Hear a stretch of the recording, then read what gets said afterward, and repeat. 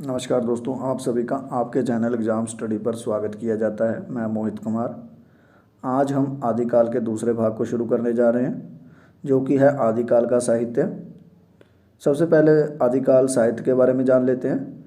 आदिकाल का जो साहित्य है वो 3 भागों में विभाजित किया जाता है: रासो साहित्य, धार्मिक साहित्य और लौकिक साहित्य। जो रासो साहित्य है उसमें बिसलदेव रासो, पृथ्वीराज रासो, विजयपाल रासो, परमाल रासो जैसे साहित्य आते हैं। वहीं अगर धार्मिक साहित्य की बात करें तो इसमें जैन साहित्य, नाथ साहित्य और सिद्ध साहित्य आते हैं। लौकिक साहित्य की बात करें तो इसमें फुटकल रचनाएँ आते हैं, जिसके बारे में हम डिटेल में नहीं पढ़ेंगे, बस रचनाओं के नाम और रचनाकार के नाम के बारे में जानेंगे, ताकि जो क्वेश्चन में एक आधा क्वेश्चन आ जाए इसके रिलेटेड तो हम उसके लिए तैयार रहें। आज का जो हमारा टॉपिक है मेन, वो है रासो साहित्य। आज हम रासो साहित्य के बारे में डिटेल में पढ़ेंगे।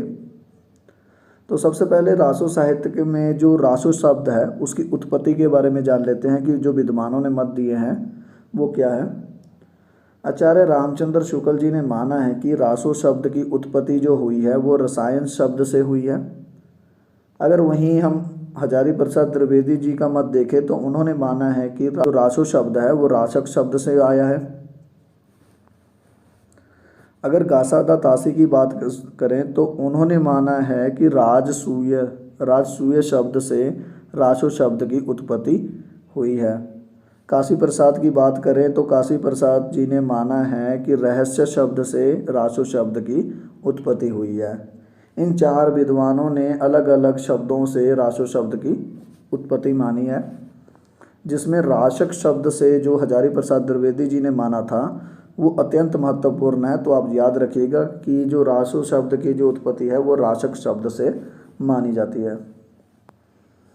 अगर हम रासो साहित्य है उसकी विशेषताओं के बारे में बात करें तो रासो साहित्य में कवि अपने राजा के जीवन काल, युद्ध वर्णन, विवाह, वियोग, अनन्य प्रशंसा का वर्णन मिलता था उनके काव्यों में।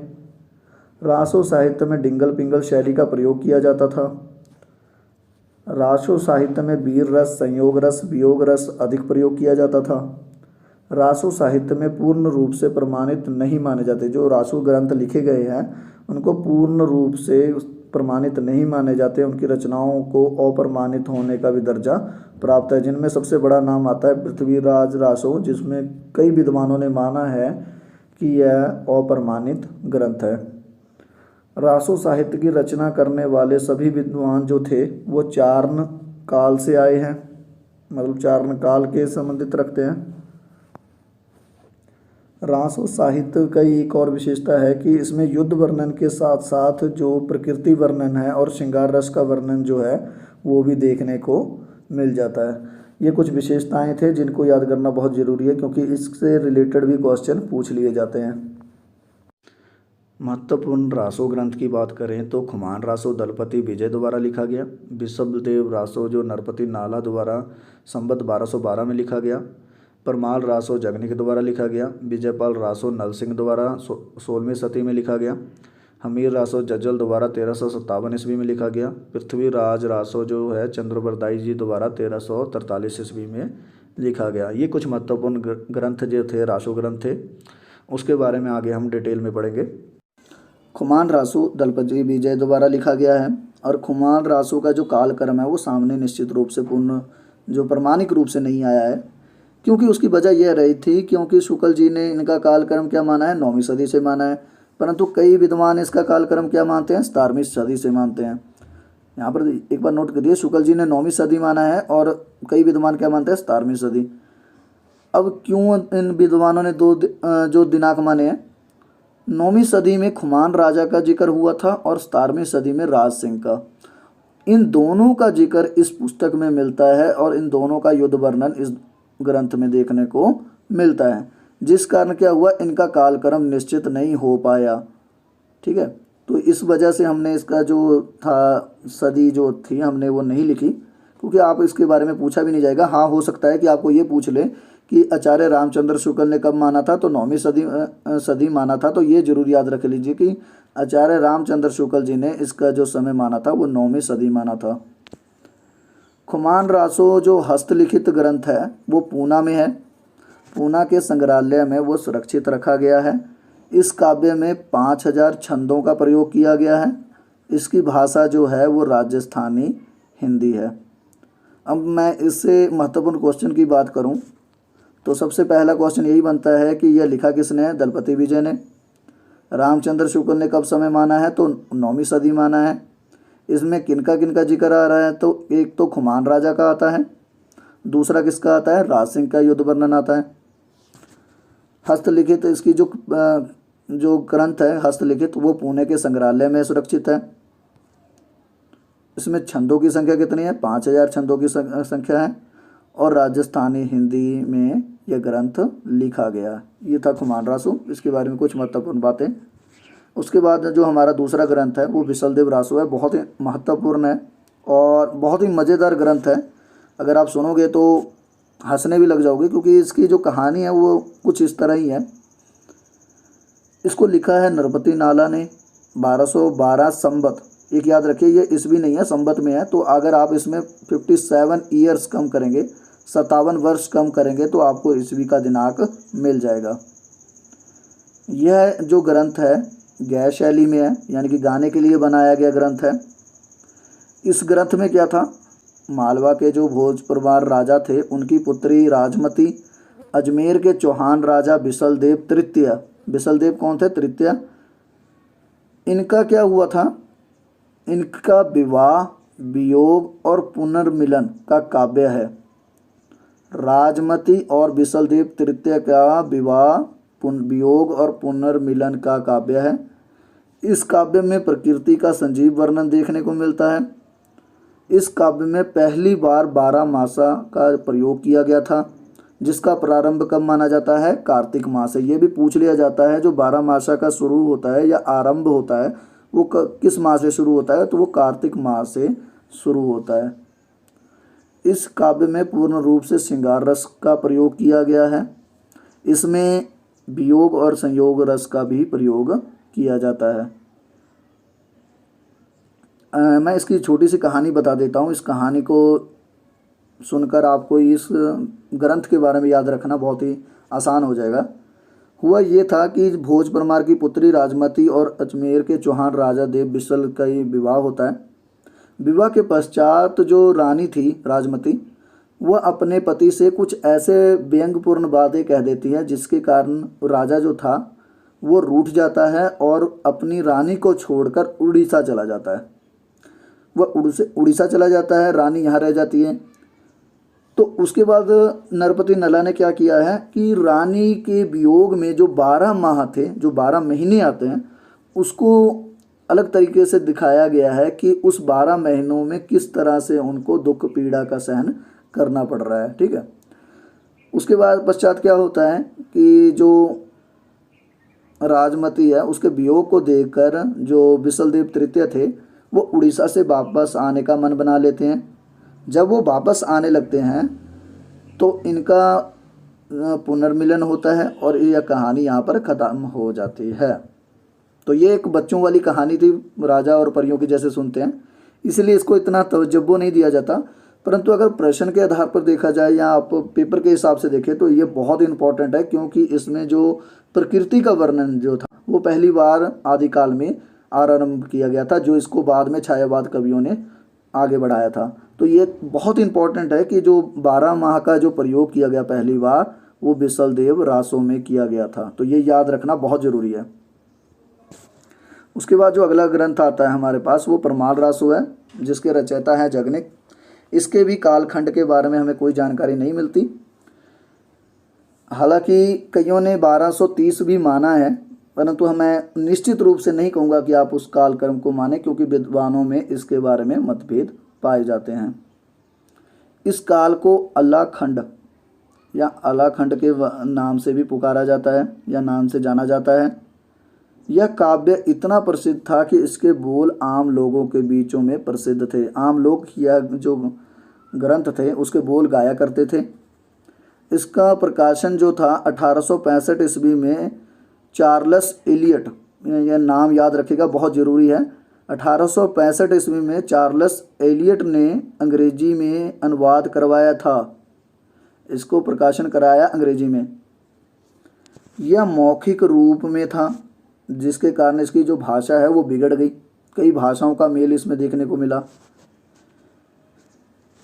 यह काव्य जो है दो वीर योद्धाओं के ऊपर था, आल्हा और उदल। ये आला और उदल की कहानी है। इनके वीरता के बारे में ही इस कहानी में पूरी तरह से बताया गया है। तो ये याद रखिएगा, जो परमाल रासो है वो आल्हा और उदल के बारे में बताया गया था। इसके बारे में बहुत इंपॉर्टेंट बात है, ठीक है। इसका जो चार्ल्स इलियट ने 1865 में अंग्रेजी में अनुवाद करवाया था, ये मौखिक रूप में था और गैर शैली में यह ग्रंथ लिखा गया है। तो ये बातें आपको याद होनी बहुत ज़रूरी है। उसके बाद सबसे इम्पोर्टेंट हमारा ग्रंथ आता है पृथ्वीराज रासो, जिसके रचयिता हैं चंद्रबरदाई। यह रचना 1343 ईस्वी में रचा गया। पृथ्वीराज रासो को आचार्य रामचंद्र शुक्ल जी ने हिंदी का पहला महाकाव्य कहा था। महाकाव्य क्या होता है और खंड काव्य क्या होता है, इसके बारे में आगे पढ़ेंगे, परंतु ये जो महाकाव्य है ये बहुत इंपॉर्टेंट है। ये बार जरूर याद कर लीजिएगा कि पृथ्वीराज रासो को काव्य को आचार्य रामचंद्र शुक्ल जी ने हिंदी का पहला महाकाव्य कहा था और चंद्रबरदाई को हिंदी का पहला महाकवि कहा था। तो ये बहुत इंपॉर्टेंट बात है, ये याद होना आपके लिए बहुत ज़रूरी है। उसके बाद जो पृथ्वीराज रासो के बारे में आता है कि पृथ्वीराज रासो ग्रंथ को 4 संस्करण में बांटा गया था। ये बहुत इंपॉर्टेंट है, ये याद रखिएगा। 4 संस्करण पाए जाते हैं। प्रथम संस्करण नागरी प्रचारणी सभा काशी द्वारा प्रकाशित किया गया। हस्तलिखित काव्य जो है वो उदयपुर के संग्रहालय में सुरक्षित है। इस संस्करण में 69 समय, एक याद रखिएगा, समय बहुत इंपॉर्टेंट है क्योंकि ये पूछा जाएगा कालखंड में या किस चीज़ में बांटा गया है, तो ये समय में बांटा गया था। तो 69 समय और 16,306 छंद पाए जाते हैं पहले संस्करण में, ठीक है। जो दूसरा संस्करण है उसमें 7,000 छंद प्राप्त होते हैं और इसका प्रकाशन नहीं हुआ था, परंतु ये क्या है, अबोहर और बीकानेर में सुरक्षित है। अबोहर और बीकानेर के संग्रहालय में सुरक्षित है। तीसरा संस्करण जो है वो लघु संस्करण है। इसमें 3500 छंद हैं, 19 समय हैं। हस्तलिखित काव्य जो है वो बीकानेर में सुरक्षित है। लघुतम संस्करण जो है उसमें 1300 छंद प्राप्त होते हैं। और सबसे इम्पोर्टेंट बात जो इसमें है कि जो मेन मेन ग्रंथ जो कहते हैं वो लघुतम संस्करण को ही माना जाता है। इसको ही कहा जाता है कि ये असल में चंद्रबरदाई जी द्वारा लिखा गया था, जिसमें 1300 छंद प्राप्त होते हैं, ठीक है। तो ये चारों आपको याद होने चाहिए क्योंकि ये चारों अलग अलग पुस्तक थे, जिसके कारण ही पृथ्वीराज रासो को अप्रमाणिक ग्रंथ कहा गया था, ठीक है। वो आगे हम पढ़ेंगे किस किस ने प्रमाणिक और अप्रमाणिक और अर्ध प्रमाणिक ग्रंथ कहा था। पृथ्वीराज रासो से जुड़े और महत्वपूर्ण तथ्य हैं, उसके बारे में जान लेते हैं। इस ग्रंथ से जुड़े हुए और भी महत्वपूर्ण तथ्य हैं जिसके बारे में जान लेना बहुत ज़रूरी है। जैसे कि पृथ्वीराज रासो के 30,000 छंदों का अंग्रेजी में प्रकाशन कर्नल जेम्स टॉड द्वारा किया गया। इस ग्रंथ में कयामस वध का प्रसंग मिलता है। कयामस जो थे वो पृथ्वीराज चौहान के मंत्री थे। ये बहुत महत्वपूर्ण बात है, तो ये याद रखिए, कई बार प्रश्न जो पेपर में पूछा गया था। उसके अलावा पृथ्वीराज रासो के 59 जो समय हैं वो चंद्रबरदाई ने लिखे थे, परंतु उनके जाने के बाद 10 समय जो हैं उनके पुत्र जलहन ने लिखे थे। उन्होंने ही इस ग्रंथ को पूरा किया था, ठीक है। तो ये बहुत ज़रूरी चीज़ है कि जो ग्रंथ है वो पूरा चंद्रबरदाई जी ने नहीं लिखा था, उनके पुत्र ने इसको पूरा किया था 10 समय लिखकर, ठीक है। पृथ्वीराज रासो जो है, यहाँ पर माफ़ कीजिएगा रातो लिखा गया। पृथ्वीराज रासो महाकाव्य कहने वाले आचार्य रामचंद्र शुक्ल ने अंत में इसे जाली काव्य कहकर पुकारा था। जिन्होंने हिंदी का पहला कवि और पहला महाकाव्य होने का दर्जा दिया था, उन्होंने बाद में कह दिया कि यह जो ग्रंथ है वो पूर्ण रूप से जाली ग्रंथ है। तो ये बहुत महत्वपूर्ण तथ्य हैं, ये याद कर लीजिएगा, ठीक है। अगर हम पृथ्वीराज रासो ग्रंथ के प्रमाणिकता की बात करें तो इसमें प्रमाणिक मानने वाले जो हैं डॉक्टर नगेंद्र हैं, दशरथ ओझा हैं, जॉर्ज ग्रियर्सन हैं और मिश्र बंधु हैं। इन्होंने माना था कि यह जो ग्रंथ है पूर्ण रूप से अर्ध प्रमाणिक मानने वालों में सबसे बड़ा नाम था आचार्य हजारी प्रसाद द्विवेदी ने। इन्होंने माना था आधा ग्रंथ प्रमाणिक है, आधा ग्रंथ प्रमाणिक नहीं है। सबसे चौंकाने वाला जो नाम है अप्रमाणिक मानने वाला विद्वानों में से है आचार्य रामचंद्र शुक्ल जी, जिन्होंने सबसे पहले माना था कि जो पृथ्वीराज रासो है वो हिंदी का पहला महाकाव्य है और महाकवि जो है वो चंद्रबरदाई हैं। परंतु बाद में इन्होंने कहा था कि ये जो ग्रंथ है पूर्ण रूप से जाली है, ठीक है, तो ये इन्होंने माना था कि यह प्रमाणिक ग्रंथ नहीं है। डॉक्टर बुल्लर भी इसमें नाम आते हैं, बहुत बड़े। उन्होंने कहा था ये जो ग्रंथ है वो कश्मीर के एक विद्वान किसके साथ मिलता जुलता है, इसलिए यह पूर्ण रूप से प्रमाणिक नहीं है। तो ये हमारा आज का टॉपिक था जो हमने रासो ग्रंथ के बारे में डिटेल में पढ़ा। इससे आपको 1 या 2 नंबर के क्वेश्चन ज़रूर आएंगे, तो आप इसको इन डिटेल में ज़रूर पढ़ लीजिएगा, ठीक है। थोड़ी सी मेहनत करेंगे तो बहुत आसान है इसको याद करना। अगर वीडियो पसंद आई हो तो वीडियो को लाइक और शेयर ज़रूर करें। हमारे साथ मास्टर कैडर की तैयारी करने के लिए एग्ज़ाम स्टडी चैनल को ज़रूर सब्सक्राइब करें।